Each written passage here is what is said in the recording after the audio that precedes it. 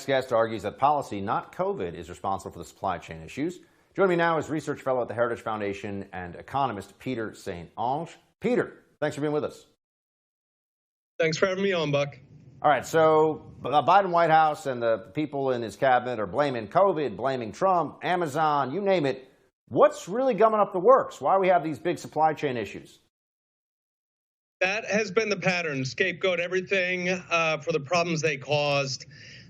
Fundamentally, there are really three things that are driving this, right? One of them is regulations that make it hard to work, particularly labor and environmental regulations.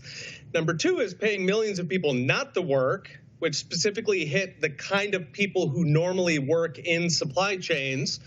And then number three is just union monopoly control over really the most important infrastructure in our supply chains. So what can be done on these issues? I mean, give me a sense of how the Biden administration, actually, before we get into what they should do, have they addressed some of these issues? Have they exacerbated these issues so far? They've really been exacerbating them with their new plans.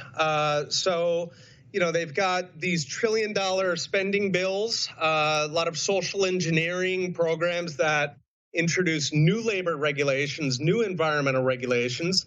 The activists really, they have an endless appetite to find new things to ban. They've specifically trained their sights on trucking emissions and actually ship emissions.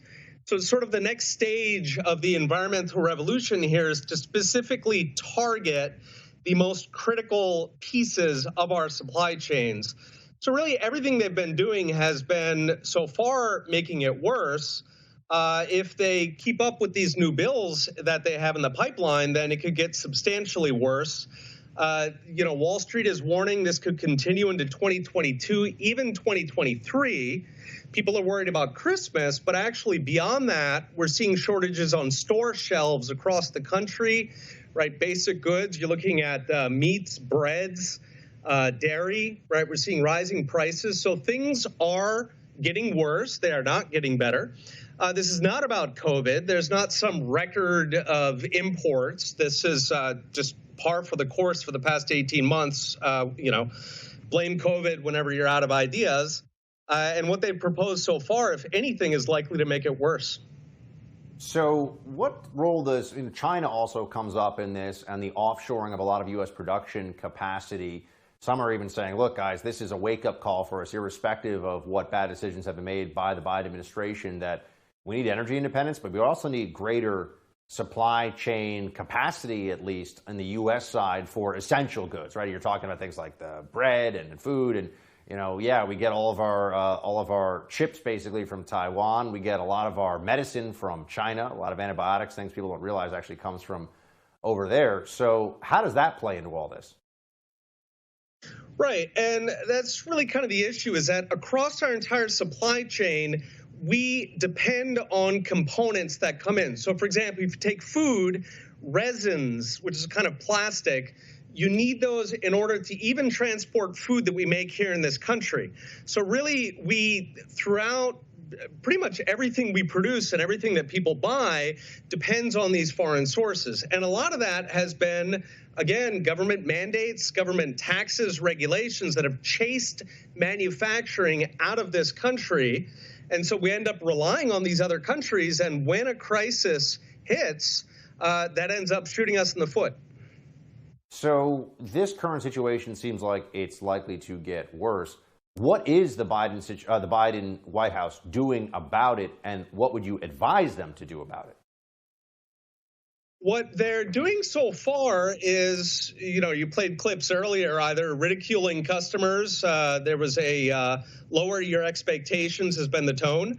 They've actually been attacking the people trying to fix supply chains, so going after shippers, going after meat packers. What they really need to do is to stand up to activists and stand up to unions. You know, Trump, he sat down with people actually doing the work, and he said, what do you guys need? What kind of rules are in the way? How can the federal government help you?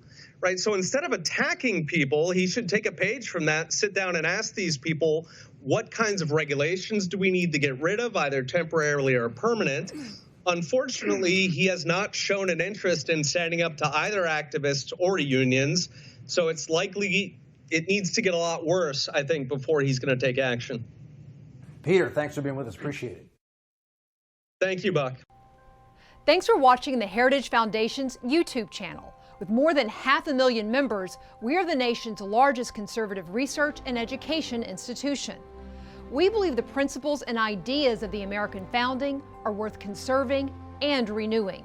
Please help us further our mission by subscribing to this channel and sharing our videos with your family and friends.